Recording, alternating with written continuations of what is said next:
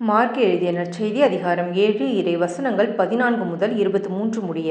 இயேசு மக்கள் கூட்டத்தை மீண்டும் தம்மிடம் வரவழைத்து அவர்களை நோக்கி, நான் சொல்வதை அனைவரும் கேட்டு புரிந்து கொள்ளுங்கள். வெளியே இருந்து மனிதருக்குள்ளே சென்று அவர்களை தீட்டுப்படுத்தக்கூடியது ஒன்றுமில்லை. மனிதருக்கு உள்ளே இருந்து வெளியே வருபவையே அவர்களை தீட்டுப்படுத்தும்.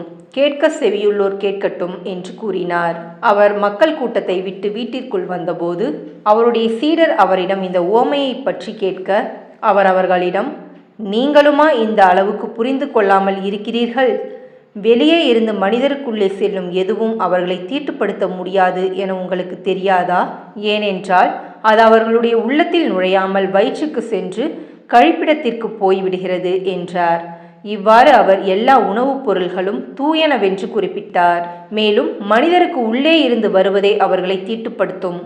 ஏனெனில் மனித உள்ளத்திலிருந்தே பரத்தைமை, களவு, கொலை, விபச்சாரம், பேராசை, தீச்செயல், வஞ்சகம், காமவெறி, பொறாமை, பழிப்புரை, செருக்கு, மதிகேடு ஆகியவற்றை செய்ய தூண்டும் தீய எண்ணங்கள் வெளிவருகின்றன.